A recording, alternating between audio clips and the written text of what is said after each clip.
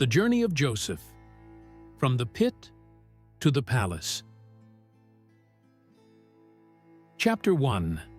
Dreams of a Favored Son. There are moments in every life when the world seems small and full of endless possibilities. In the land of Canaan, in the days when the world was still, young and the desert winds carried ancient secrets. A boy named Joseph dreamed dreams that set the course for an entire nation. Joseph was the son of Jacob, also called Israel, a man who wrestled with God and carried the promises of Abraham in his heart. Jacob had 12 sons, but of all of them, Joseph was the son of his old age, the child of Rachel, his beloved. Jacob's love for Joseph was not a secret. He made for him a robe, a coat of many colors, bright, beautiful, impossible to ignore. To Joseph, the world sparkled with the glow of promise. He was 17, full of hope, quick to laugh, eager to learn. His brothers saw the coat and saw their father's favor shining in every thread.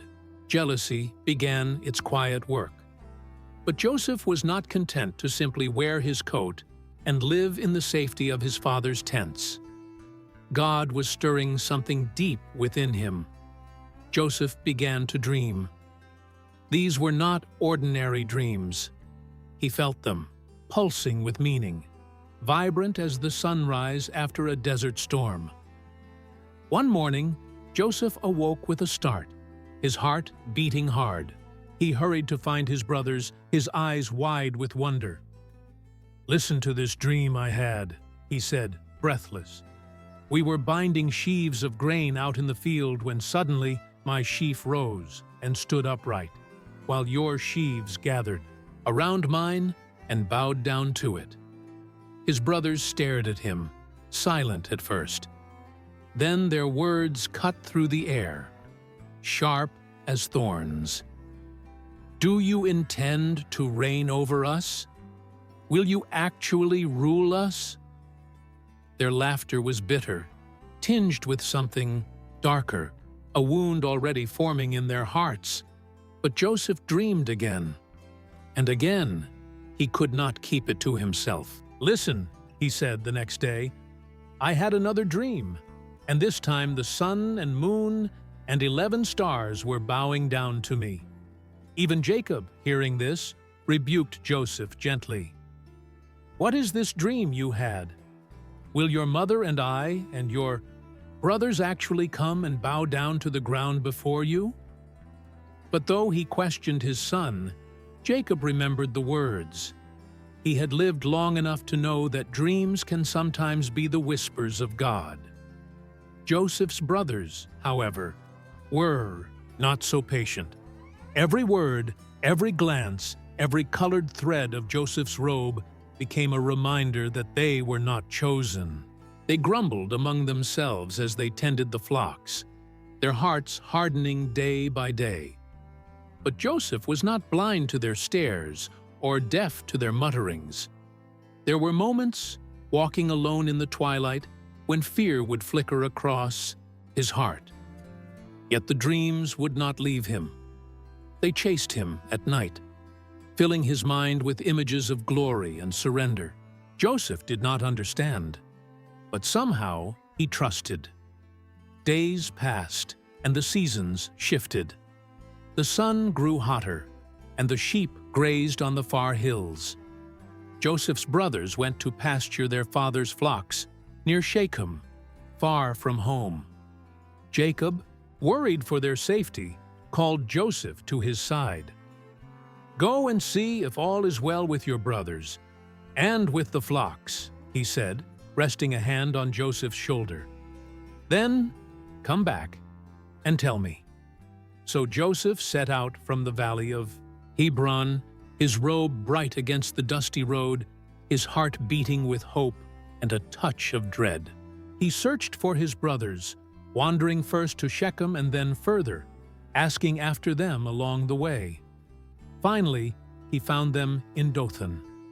As he approached, The brothers saw him from a distance, the coat marking him unmistakably, a living symbol of their father's affection and the target of their jealousy. As Joseph drew near, the air thick with the heat of midday, the brothers' mutterings turned into plotting. "Here comes that dreamer," one whispered, his voice bitter. "Come now, let's kill him and throw him into one of these cisterns and say that a ferocious animal devoured him. Then we'll see what comes of his dreams." But Reuben, the eldest, could not bear the thought of blood on his hands. "Let's not take his life," he pleaded. "Don't shed any blood. Throw him into this cistern here in the wilderness, but don't lay a hand on him." Reuben planned to rescue Joseph later and return him to their father. As Joseph reached them, he smiled, unaware of the storm gathering in their hearts. They seized him, tearing off his robe, the coat of many colors, now just a piece of cloth, and cast him down into a deep, empty pit. The sky above seemed to close, and Joseph, battered and bruised, stared up at the circle of faces peering down. The pit was cold and dark. Joseph's dreams echoed in the silence, swirling with confusion and fear. Was this what God had promised? Was this how the story would go? Above, his brothers sat down to eat, their hearts hardened. They looked at the coat, now stained with dust, and felt a grim satisfaction. Yet even as they chewed their bread, the wind began to shift. Far on the horizon, a caravan of Ishmaelites approached, traders on their way to Egypt. The smell of spices and myrrh drifted on the air, mixing with the dry heat of the day. Judah, another brother, spoke up. "What will we gain if we kill our brother and cover up his blood? Let's sell him to these Ishmaelites and not lay our hands on him.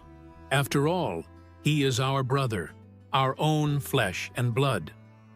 The others agreed. They pulled Joseph from the pit, his face streaked with tears, and handed him over to the traders for 20 pieces of silver. As the caravan departed, Joseph looked back one last time, searching the faces of his brothers, searching for mercy, for love, for hope. But the world he knew was gone, swallowed by the dust of the road and the wheels of a passing caravan. The dreams that once brought him joy now haunted him, uncertain and strange. As the desert sun faded and the stars began to appear, Joseph's journey was only beginning. He was a slave now, carried toward a foreign land, his heart full of questions, his spirit trembling but unbroken. He did not know what awaited him in Egypt, but even in the darkness, a small flame of hope flickered. Joseph held tight to his dreams, to the voice he believed was God's. And somewhere, far away, Jacob mourned for the son he thought he had lost forever. Chapter 2. Betrayal and the bottom of the pit, the world Joseph had known. The warmth of his father's tent, the sounds of his brother's laughter in the fields, the safety of home, was now far behind him, swallowed by the endless sands and the low groan of camels. The caravan moved steadily, carrying him toward Egypt. Each jolt of the wagon reminded him that his life had changed forever. He was no longer Jacob's beloved son, no longer the boy with the coat of many colors. He was a slave, stripped of everything familiar. As the caravan wound its way through the desert, Joseph struggled to hold back tears. His mind raced with memories. The look in his brother's eyes as they pushed him, the rough hands tearing his robe away, the deep, empty darkness of the pit. That pit, how cold it had been, how silent. The walls had echoed with his cries for help, the sound lost in the earth above. For a while, he had hoped his brothers would come to their senses, that Reuben or Judah would reach down and pull him out. But only strangers had come, with hard faces and foreign tongues, to haul him up and carry him away. Now, the smells of strange spices, gum, balm, and myrrh filled the air, mixing with the sweat and dust. The traders rarely spoke to him, treating him as just another piece of cargo. He watched the horizon as the sun sank lower, feeling smaller with every mile. At night, Joseph lay beneath the open sky, the stars vast and unblinking. He remembered his dreams, how vivid and bright they had seemed. Why had God shown him those visions? Why would God promise greatness only to let him fall so far? Doubt crept in, gnawing at his heart. Was he truly chosen, or just a fool? Back in Canaan, Joseph's brothers faced the weight of their betrayal. The silver coins jingled in their bags, a cold reminder of what they had done. They knew they must hide their crime. Taking Joseph's beautiful robe, they dipped it in the blood of a goat, staining the cloth a deep, terrible red. When they returned home, they handed the robe to Jacob, their father. His trembling hands clutched the garment, and his eyes filled with horror. "It is my son's robe," he wept. "Some ferocious animal has devoured him. Joseph has surely been torn to pieces." The sound of his grief tore through the camp like a storm. The brothers watched their father collapse beneath the weight of sorrow. They tried to comfort him, but Jacob refused to be consoled. He tore his clothes and mourned for days, vowing to go down to the grave still weeping for his son. Guilt settled on the brothers like a shroud, and though they tried to carry on, the memory of what they had done haunted every quiet moment. Far away, in the dust and shadows of the caravan, Joseph's heart ached for home. He wondered if his father would search for him, if his brothers would change their minds. But there was no sign, no voice calling out for him, only the relentless plodding of camels and the dark silhouettes of traders moving through the night. As Egypt's borders neared, the world grew even stranger. The fields were lush, the Nile shimmered in the sun, and the city bustled with people from many lands. Joseph had never seen such wonders: great stone buildings, towering obelisks, the air alive with the noise of merchants and the cries of slaves. He felt lost among them, just another face in the crowd, nameless and alone. The traders led him through crowded streets to the slave market. There, Joseph waited, eyes downcast, trying to hold on to whatever courage he had left. Buyers moved from slave to slave, prodding and examining, shouting prices in a language he barely understood. Joseph wondered if he would ever see kindness again. Then a man named Potiphar approached. He was a captain of Pharaoh's guard, a man of power and authority. Potiphar looked Joseph over, saw the strength in his arms and the intelligence in his eyes, and nodded to the traders. Silver changed hands, and just like that, Joseph belonged to Potiphar. Joseph was taken to Potiphar's house, a place of luxury and order. He was given new clothes, food to eat, and work to do. Though he was a slave, something in him refused to give up. Each day, he watched, learned, and listened. He worked with diligence and honesty, earning the trust of those around him. Yet every night, as he lay on his straw mat, Joseph remembered the pit, the darkness, the betrayal, the dreams now covered in dust. He wondered if God had abandoned him or if there was still a purpose waiting in the pain. In those silent hours, he prayed, not with words but with longing. He asked for strength, for guidance, for the courage to endure. Time passed, and Joseph's character began to shine. Potiphar noticed his wisdom and reliability, placing him in charge of his household. With every new responsibility, Joseph rose higher, but he never forgot the sting of betrayal or the emptiness of the pit. He learned to trust God in the small things, even when the bigger picture was hidden. Back in Canaan, Jacob mourned, his home forever marked by loss. The brothers kept their secret buried, but guilt pressed in, a silent wedge between them. Every time they saw their father's grief, they remembered Joseph, his laughter, his dreams, his pleading eyes as he was taken away. In Egypt, Joseph walked the fine line between hope and despair. The city bustled with life, but inside he carried the quiet ache of a broken past. Sometimes he would see children running and laughing in the sun, and for a moment, the world felt almost normal again. But memories of his family, his father's embrace, and the dreams of greatness haunted him still. And yet, despite the pain, Joseph endured. He chose, each day, not to let bitterness define him. The wounds of betrayal were deep, but the seeds of hope remained.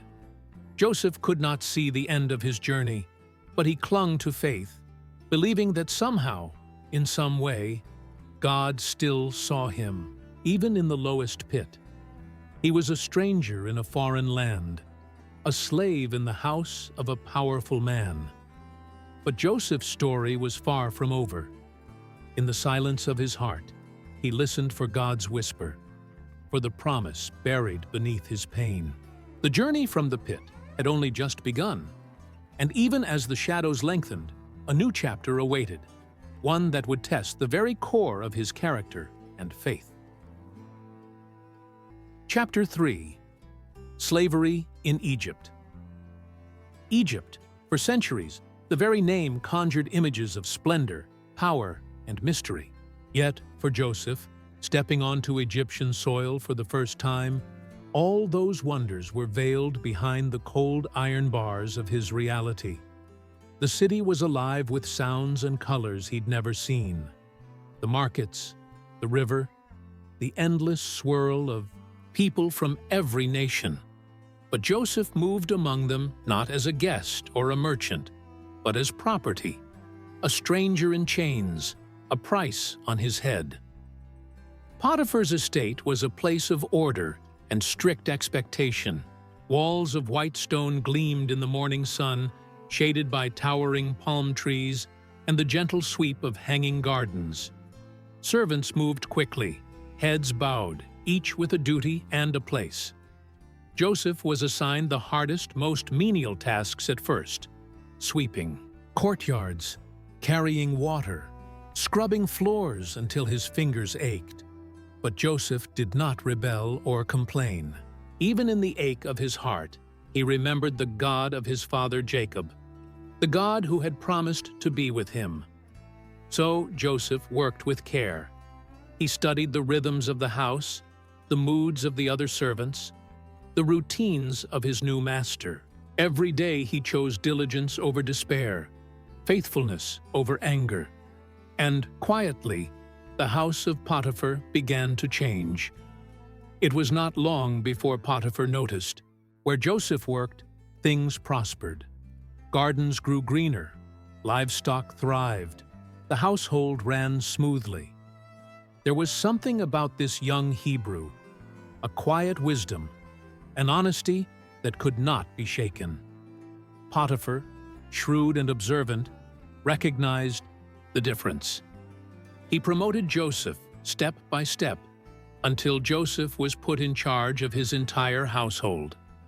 Joseph learned to speak the Egyptian tongue, to read their symbols, to manage accounts and oversee servants.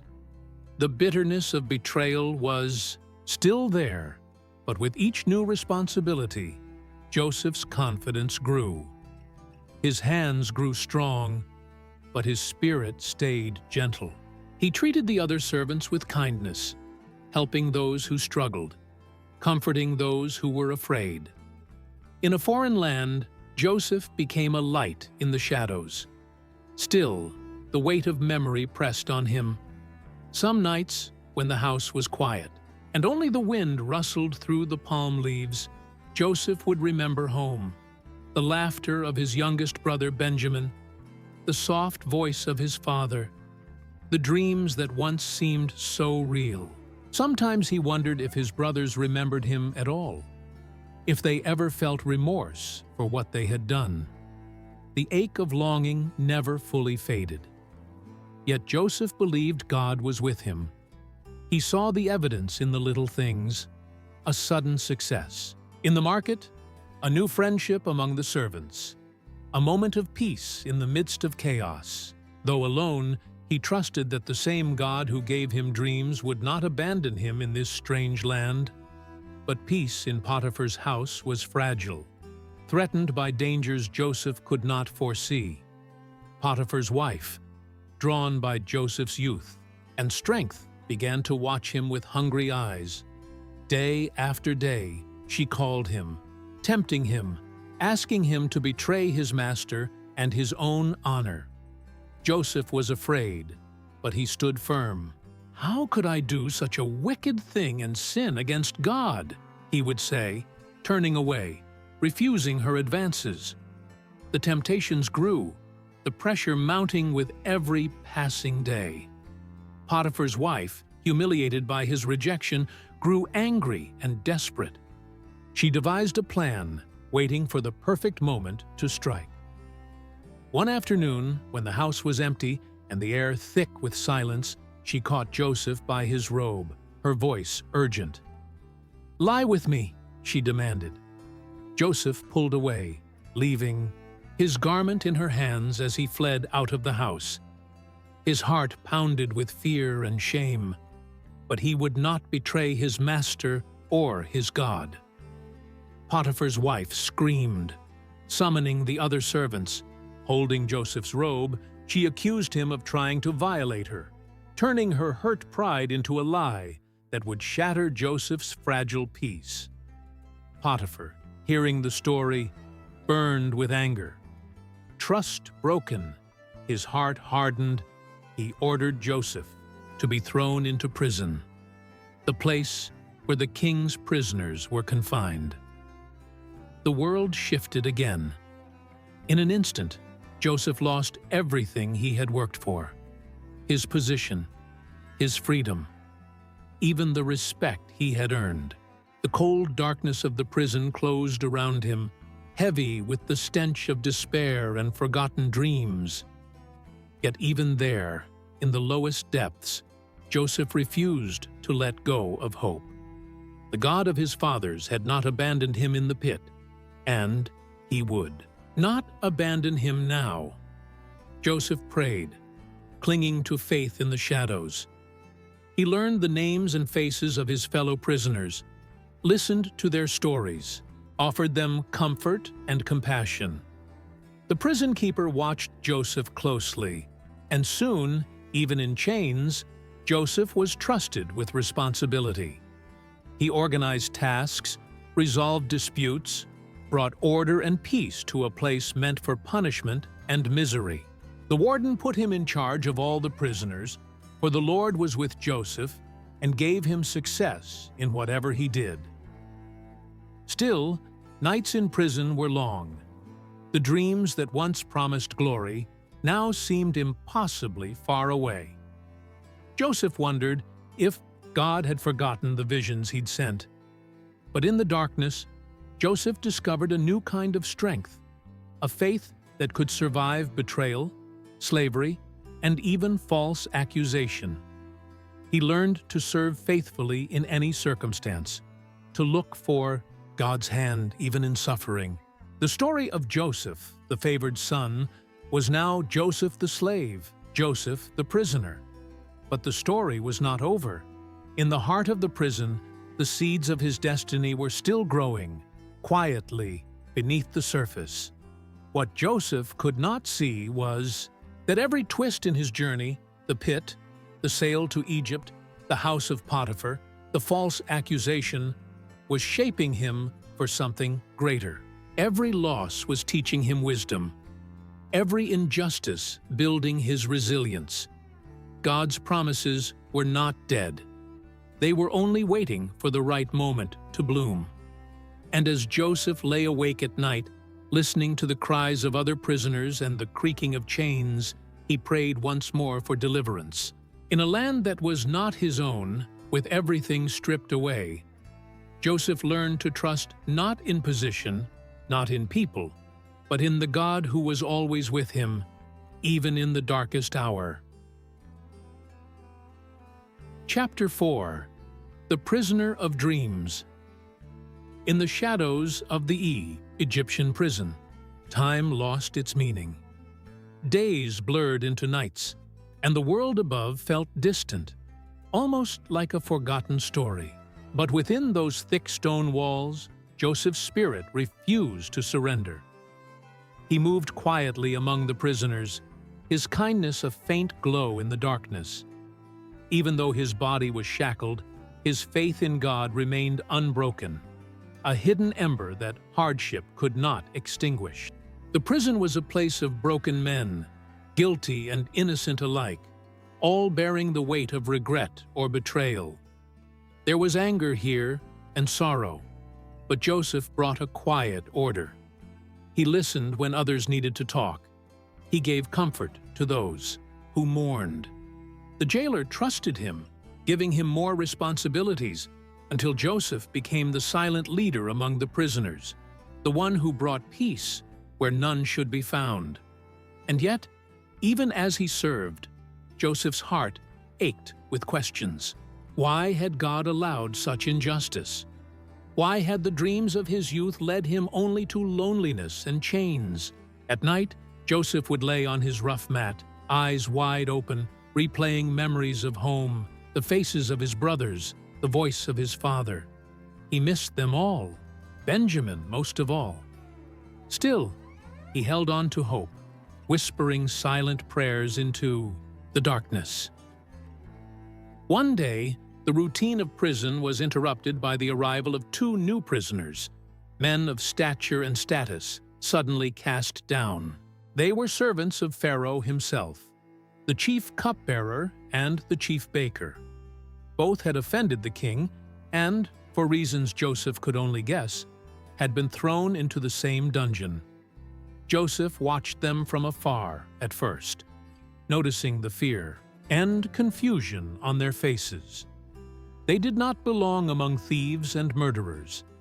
Yet now, stripped of their titles and fine clothes, they were equals with the rest. Joseph approached them gently, offering help with their tasks and a kind word here and there. The cupbearer and the baker warmed to him, grateful for even a little mercy in such a cold place. Some nights later, Joseph noticed both men were troubled, their faces shadowed with worry. "Why do you look so sad today?" he asked them as they sat together in the dim light of the prison. The cupbearer replied, "We both had dreams last night, and there is no one here to interpret them." In Egypt, dreams were thought to be messages from the gods, and their meanings could shape the fate of a man. But inside these walls, hope felt far away. Joseph's heart stirred. He remembered his own dreams, once so bright, now nearly forgotten. He said, "Do not interpretations belong to God? Tell me your dreams." The cupbearer was the first to speak. "In my dream, I saw a vine in front of me, and on the vine were 3 branches. As soon as it budded, it blossomed, and its clusters ripened into grapes. Pharaoh's cup was in my hand, and I took the grapes, squeezed them into Pharaoh's cup, and put the cup in his hand." Joseph listened carefully, then spoke with quiet confidence.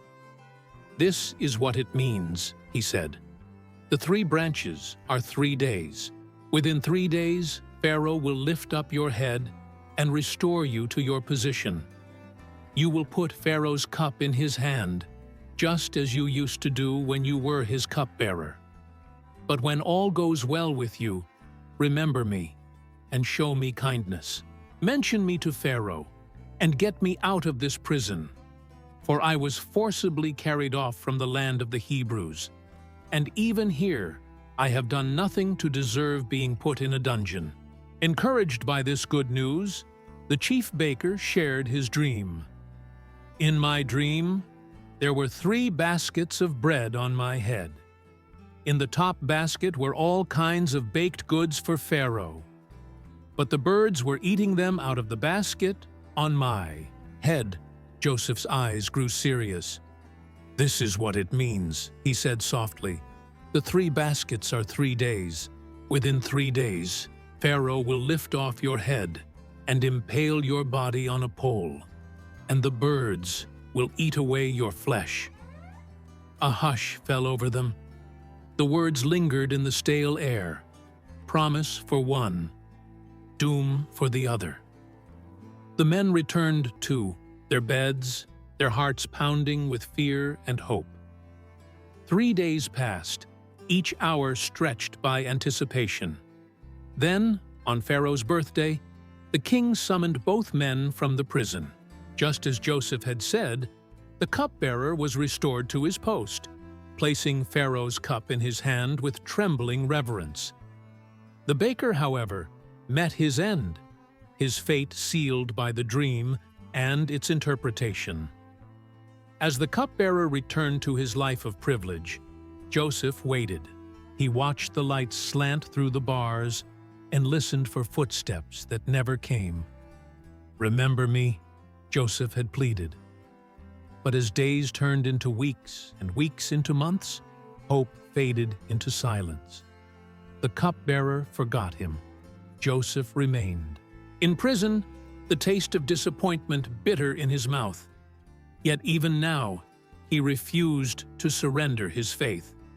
Each day, he chose to serve, to care for those around him, to believe that his life was not wasted, that the God of Abraham, Isaac, and Jacob still had a purpose for him, even if it was hidden in the shadows. Joseph became a legend among the prisoners, the man whose God spoke in dreams, the one whose wisdom brought comfort and order. Still, alone at night, Joseph ached for freedom. He remembered the dreams of his youth and wondered if he would ever see their fulfillment. Would he remain a prisoner forever, or would God lift him out once more?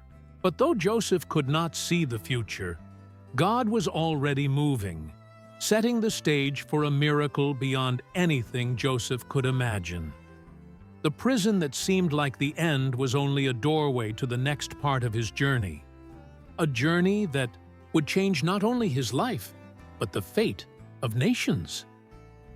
In the darkness of his cell, Joseph dreamed on, and somewhere in the palace above, Pharaoh's mind began to stir with troubling dreams of his own, dreams that no one in Egypt could understand, but that would soon call Joseph from the depths to stand before kings. Chapter 5.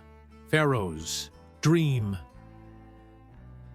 In the heart of Egypt, where the great river Nile shimmered beneath a burning sun and the palace walls rose like mountains of white stone, Pharaoh, the most powerful man in the world, tossed restlessly in his bed.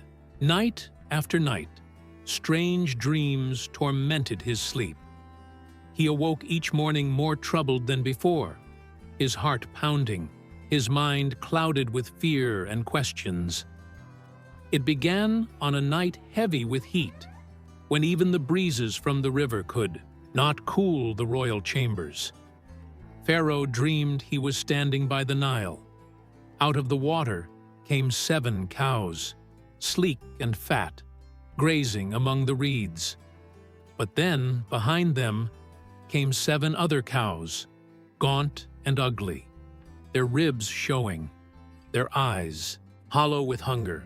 The 7 ugly cows ate up the 7 fat cows, but still looked as thin and miserable as before. Pharaoh awoke, sweating and afraid. But soon sleep overtook him again, and he dreamed a second dream. This time 7 heads of grain, healthy and good, grew on a single stalk. After them sprouted 7 thin and scorched heads of grain, shriveled by the east wind. The thin heads swallowed up the healthy ones, but did not become any fuller. Morning came, and Pharaoh called for all the magicians and wise men of Egypt. He told them his dreams, but none could explain their meaning. The palace buzzed with whispers and rumors. Servants hurried through the corridors. Priests muttered prayers to their gods, but Pharaoh found no peace. The dreams haunted him, their message just out of reach. Down in the royal kitchens, the chief cupbearer went about his duties. As he poured wine into Pharaoh's goblet, a memory flashed before his eyes, a memory of a dark prison, a young Hebrew, and a promise made and forgotten. The cupbearer's heart raced. He bowed before Pharaoh and said, "Today I am reminded of my shortcomings. When you were angry with your servants, you put me and the chief baker in prison.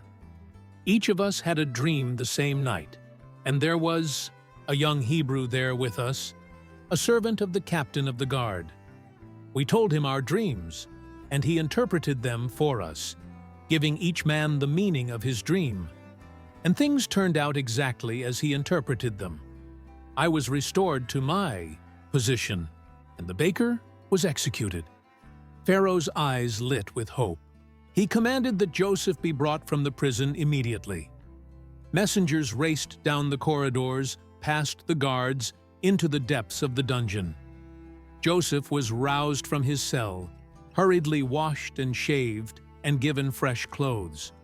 His heart pounded as he was led through halls gleaming with gold, the very heart of the world's greatest empire. Standing before Pharaoh, Joseph bowed low, uncertain but resolute. Pharaoh looked at him with eyes sharp and searching. "I have had a dream," Pharaoh said, "and no one can interpret it. But I have heard it said of you that when you hear a dream, you can interpret it." Joseph answered with humility and faith, "I cannot do it, but God will give Pharaoh the answer he desires." Pharaoh told Joseph his dreams in detail, the 2 cows, the grain, the fear, and confusion.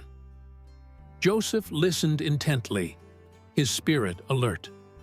When Pharaoh finished, silence fell over the throne room, every eye fixed on the young Hebrew. Then Joseph spoke. "The dreams of Pharaoh are one and the same. God has revealed to Pharaoh what he is about to do. The 7 good cows and the 7 good heads of grain are 7 years of abundance. The 7 lean cows and the 7 thin heads of grain are 7 years of famine. It is, as I said, God has shown Pharaoh what he is about to do." 7 years of great abundance are coming throughout the land of Egypt, but 7 years of famine will follow them. The famine will be so severe that all the abundance will be forgotten. The reason the dream was given to Pharaoh in 2 forms is that the matter has been firmly decided by God, and God will do it soon. Pharaoh's face grew pale as he listened, the truth settling over him like a shadow. The courtiers and magicians exchanged nervous glances. Joseph, seeing the fear and confusion, spoke again with wisdom and confidence. "Now let Pharaoh look for a discerning and wise man, and put him in charge of the land of Egypt. Let Pharaoh appoint commissioners to collect 1/5 of the harvest during the 7 years of abundance. They should gather all the food of these good years that are coming and store up the grain under the authority of Pharaoh, to be kept in the cities for food. This food should be held in reserve for the country, to be used during the 7 years of famine, so that the land may not be ruined by the famine." Pharaoh was silent, weighing Joseph's words. The wisdom in his counsel was clear, the plan both bold and practical. Pharaoh looked at his officials and asked, "Can we find anyone like this man, one in whom is the Spirit of God?" No one answered. All eyes turned to Joseph, the prisoner, the foreigner, the interpreter of dreams. Then Pharaoh spoke, "Since God has made all this known to you, there is no one so discerning and wise as you. You shall be in charge of my palace, and all my people are to submit to your orders. Only with respect to the throne will I be greater than you." Pharaoh took his signet ring from his finger and put it on Joseph's hand. He dressed him in robes of fine linen and placed a gold chain around his neck. He had Joseph ride in a chariot as his second in command, and men shouted before him, "Make way!" In an instant, Joseph was lifted from the prison to the palace, from the lowest place to the highest office in the land. He was given a new name, Zaphanath-Paneah, and a wife, Asenath, daughter of a priest. He was 30 years old when he entered the service of Pharaoh, a lifetime away from the boy who once dreamed in his father's fields. As Joseph took up his new responsibilities, he walked the corridors of power with humility and awe. He knew that the God who had been with him in the pit, in Potiphar's house, and in prison had brought him here for a reason. His journey was far from over. The famine was coming. The dreams had spoken. Joseph's destiny, long hidden in suffering, was now unfolding in the light.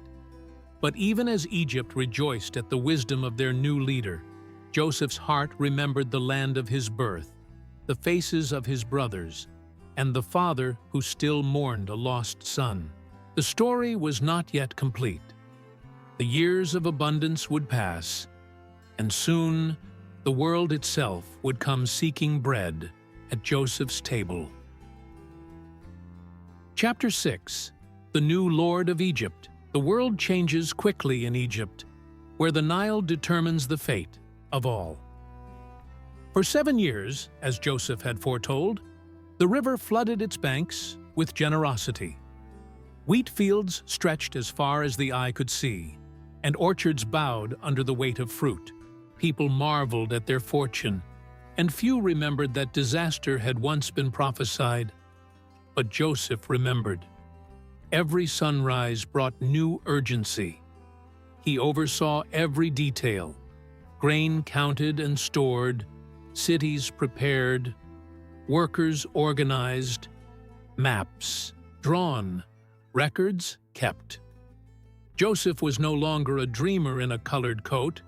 He was now the trusted steward of a nation. He rode daily through the land in Pharaoh's chariot, observing, encouraging, checking every barn and storehouse. Men and women alike grew to respect him, for he was just in his judgments, kind with the poor and wise in the face of temptation. The people of Egypt began to whisper stories about this foreigner with the piercing eyes and unshakable faith. Some called him the Savior of Egypt. Others simply called him my Lord. Asenath, his wife, grew to love the quiet strength that Joseph carried, even as she sensed the sadness that sometimes haunted his gaze. In time, they had 2 sons. Joseph named the first Manasseh, saying, "God has made me forget all my trouble and all my father's household." The second he named Ephraim, "God has made me fruitful in the land of my suffering." Yet every birthday, every celebration, a part of Joseph's heart drifted back to Canaan, to the father who still grieved, to the brothers who had betrayed him. The years of plenty rolled by and the storehouses bulged with grain. Joseph's plans were meticulous, his vision far-reaching. He saw to it that every surplus kernel was preserved, every granary strong against theft or rot. Egypt flourished, and Pharaoh's trust in Joseph deepened. Yet Joseph knew that the tide of fortune would turn, for God's word does not fail. And then, as suddenly as it had begun, abundance vanished. The Nile no longer overflowed. Rains grew scarce. The wind turned dry and bitter. Crops withered in the fields, animals grew thin, and fear returned to the hearts of the people. But Joseph was ready. At his command, the great storehouses opened. Grain was measured and sold not only to Egyptians but to strangers from distant lands. Hunger spread across the world, and the name of Joseph became known in places he had never seen. In the palace, Joseph's days were full. Endless lines of people, negotiations with merchants, and judgments rendered with steady wisdom. Sometimes, as the sun set over the city, Joseph would climb to a high terrace and watch the lights flicker across the rooftops. He would close his eyes and pray, thanking God for deliverance, but also asking, was this the reason for all his pain? Was this the dream's true meaning? One day, as Joseph met with overseers and scribes, a messenger hurried into the chamber. "There are men from Canaan seeking to buy grain," he announced. "They have come a long way and wait at the gates with their goods." The words struck Joseph like a storm. Canaan, the land of his birth, the place he had left as a slave. He dismissed his attendants, his mind swirling with memory and longing. Could it be? Could his brothers, those who once cast him into the pit, be among those seeking food at his table? Joseph ordered that the men be brought before him, but he concealed his identity. He dressed as an Egyptian noble, eyes lined with kohl, speaking through an interpreter. When the men entered, Joseph's breath caught in his throat. There they were, older, worn by years and travel, but unmistakably his brothers. Only Benjamin, the youngest, was missing. Joseph watched them bow low before him, just as in his earliest dreams. His heart pounded, torn between anger, sorrow, and something like hope. They did not recognize him, the powerful Lord of Egypt who spoke to them now. He tested them, speaking harshly, accusing them of being spies.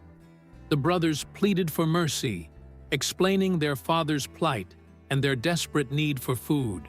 Joseph listened, his mind racing. He demanded that they leave one brother behind and return with their youngest, Benjamin, as proof of their honesty. They agreed, fear in their eyes, and left Simeon as a hostage. Joseph secretly returned their silver, a quiet act of mercy mixed with confusion. As they departed, Joseph turned away, overcome with emotion. The wounds of the past were raw, yet the hope of reunion flickered. In the months that followed, famine deepened. The brothers returned to Canaan only to face hunger once more. Reluctantly, Jacob agreed to send Benjamin with them, risking the last of Rachel's sons for the hope of survival. Joseph waited, praying for strength, unsure how to face the brother he had loved most dearly. And so, as the world starved, Joseph's story neared its climax. In the great halls of Egypt, he stood at the crossroads of past and present, justice and mercy.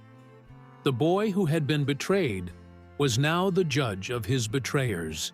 But the final test of forgiveness, of love, of God's purpose was still to come. Joseph wondered, as he watched the horizon for the return of his brothers, would he find healing in this moment, or only more pain? Would the God who had turned pits into palaces now restore what was lost? The answer, Joseph sensed, would shape not only his life, but the destiny of nations. Chapter 7. The Encounter with the Brothers. The palace was quieter than usual as Joseph waited for the arrival of his brothers. His heart, so often steady amid famine and crisis, now pounded with a childlike fear and longing he could not suppress. Every hour seemed stretched by anticipation and memory. He paced the grand halls of Egypt, beneath painted ceilings and golden columns, haunted by the ghosts of his past. And then they came. 10 men from Canaan, weathered and anxious, with Benjamin walking at their side. Joseph's breath caught when he saw his youngest brother, now a young man, his face so like their mother's. Joseph struggled to hide the surge of emotion rising within him. He spoke to them as an Egyptian lord, his words delivered through an interpreter, but every syllable trembled with feeling. He invited them to his table, an act that confused and unnerved them. Egyptians did not eat with Hebrews, but Joseph, longing for connection yet unable to reveal himself, arranged them in birth order, a detail that filled the brothers with astonishment and a subtle dread. Cups of wine were poured, bread was broken, and Benjamin received a portion 5 times larger than the others. Joseph watched as the brothers glanced uneasily at each other, unsure what to make of the strange generosity. Later, Joseph ordered his silver cup to be hidden in Benjamin's sack, setting a final test for his brothers. At dawn, as the group set out for Canaan with their loaded donkeys, Joseph's steward overtook them and accused them of theft. The brothers protested their innocence, tearing their clothes in grief when the cup was found with Benjamin. Despair returned to them like an old friend. They were brought back to Joseph, who stood before them, unreadable and severe. Judah stepped forward, his voice shaking. He begged Joseph not to keep Benjamin as a slave, explaining how their father's heart would be broken by another loss. "Let me remain as your slave in place of the boy," Judah pleaded, "and let the boy return with his brothers. How can I go back to my father if the boy is not with me? No, do not let me see the misery that would come upon my father." For Joseph, the moment was overwhelming. Years of sorrow, loneliness, and anger crashed over him. He could see in Judah's words a new humility and love, a willingness to sacrifice. He realized his brothers were not the same men who once cast him into a pit. Unable to contain his feelings any longer, Joseph ordered all Egyptians out of the room. Alone with his brothers, he wept so loudly that the sound echoed through the palace. His brothers stared at him, stunned and afraid, unsure what would happen next. Through his tears, Joseph revealed himself. "I am Joseph. Is my father still living?" The brothers were speechless, terrified by the sudden truth. The man who held their fate in his hands was the brother they had wronged. "Come close to me," Joseph said, his voice gentle. "I am your brother Joseph, the one you sold into Egypt. But do not be distressed or angry with yourselves for selling me here, because it was to save lives that God sent me ahead of you." He told them of the famine yet to come, the role God had given him, and the greater purpose behind their betrayal. The brothers fell before him, weeping, begging for mercy, overcome by guilt and fear. But Joseph lifted them up, embracing them, forgiving them with all his heart. He hugged Benjamin, his beloved brother, and together they wept for all the years lost. He kissed each of his brothers, letting tears wash away the pain of the past. The room, once filled with tension and fear, now overflowed with relief, love, and hope. News of the reunion reached Pharaoh, who welcomed the brothers and invited Jacob and the entire family to settle in Egypt, in the land of Goshen. Pharaoh ordered wagons, supplies, and gifts to be sent, ensuring the journey would be safe and full of honor. Joseph gave his brothers provisions for the road, urging them not to quarrel on the way. They departed for Canaan, bearing gifts and a message of hope. Joseph, the lost son, was alive and now ruled over all Egypt. Back in Canaan, when Jacob saw the wagons and heard the news, his heart nearly stopped from joy and disbelief. He wept, clinging to hope, and declared, "I will go and see him before I die." For Joseph, the days that followed were a whirlwind of preparation and prayer. He stood on the edge of fulfillment, knowing the story was not just about him, but about family, forgiveness, and the mysterious ways of God. As he awaited the arrival of his father, Joseph felt the final pieces of his journey falling into place. The boy who had dreamed of stars bowing down was now the man who had learned the pain of betrayal, the strength of endurance, and the redemptive power of forgiveness. In a foreign land, he was no longer alone. His family was coming. The future, once shrouded in loss, now gleamed with promise. And so Joseph waited, standing in the land of Egypt, his heart open to the miracle of reconciliation. The pit and the palace had both shaped him, but it was forgiveness that would define him forever. Chapter 8: Redemption, Reunion, and the Legacy of Joseph. The days stretched into weeks as the great caravan moved from Canaan to Egypt. Wagons, loaded with supplies, hearts full of hope and anxious anticipation. Jacob, old and frail, held fast to the promise of reunion.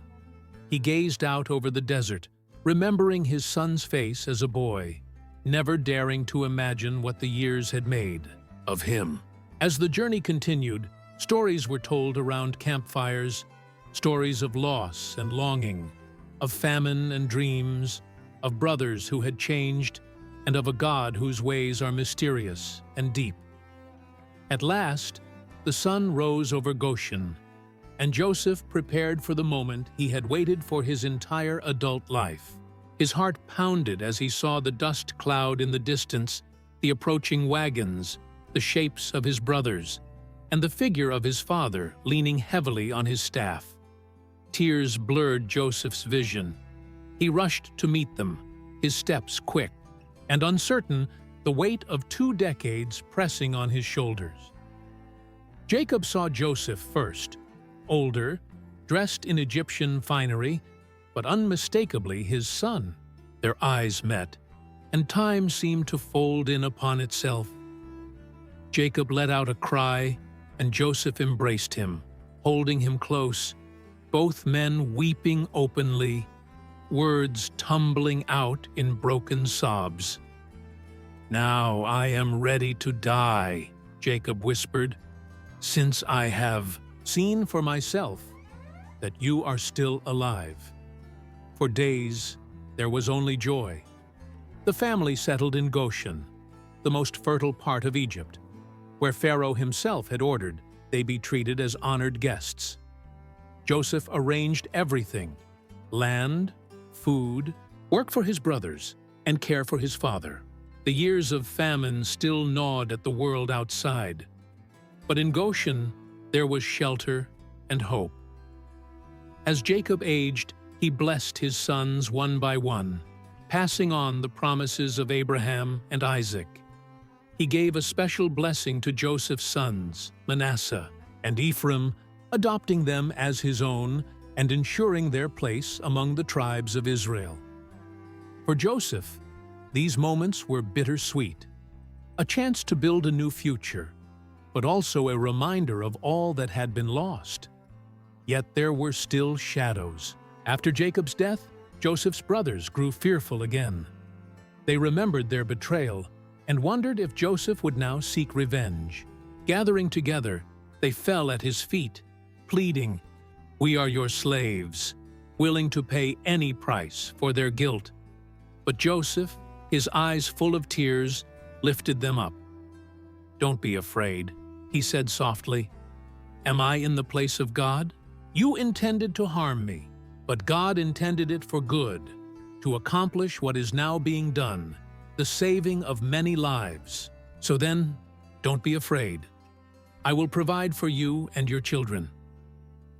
In those words, Joseph sealed the legacy of his journey, not just the triumph over adversity, but the victory of forgiveness over bitterness, of purpose over pain. He comforted his brothers, spoke kindly to them, and restored to them the bond of family that had once been torn apart. Years passed. Joseph served Egypt faithfully, guiding the nation through famine and into years of renewal. His wisdom and faith shaped generations. He watched his sons grow, saw his family flourish, and remembered always the God who had been with him, in dreams and darkness, in prison and in power, in loss and in abundance. Before he died, Joseph made his family swear an oath. When God comes to your aid and brings you out of this land, to the land he promised on oath to Abraham, Isaac, and Jacob, you must carry my bones up from this place. Even in his final moments, Joseph's faith reached beyond Egypt, toward the fulfillment of God's promises. And so Joseph died, full of years and honor, his story woven into the tapestry of a people who would one day leave Egypt and journey to freedom. His life was a testament that suffering can be transformed into salvation, that dreams, though delayed and battered, can still come true, and that forgiveness has the power to heal even the deepest wounds. From the pit to the palace, Joseph's journey was never just his own. It was a story of providence and hope, of courage and humility, of a God who works through the darkest valleys to bring light to the world. And long after Joseph's voice faded into history, his legacy lived on, in every heart that chose mercy over vengeance, faith over despair, and love over fear. This is the journey of Joseph. May his story inspire you to dream, to endure, and to forgive, knowing that, even when all seems lost, redemption is never out of reach. If this story touched your heart, inspired your faith, or helped you see forgiveness and hope in a new way, I invite you to become part of our community. Subscribe to this channel so you never miss another powerful story from the Bible. Stories that bring ancient wisdom to life and remind us that even in our darkest moments, God is working for our good. Leave a comment below sharing what spoke to you most in Joseph's journey, or tell us about a time when you found hope in unexpected places. And if you know someone who needs encouragement, share this video with them. Together, we can spread these messages of hope, resilience, and faith to more hearts around the world. Thank you for watching, and may God bless you with the courage to dream, the strength to endure, and the grace to forgive, just like Joseph.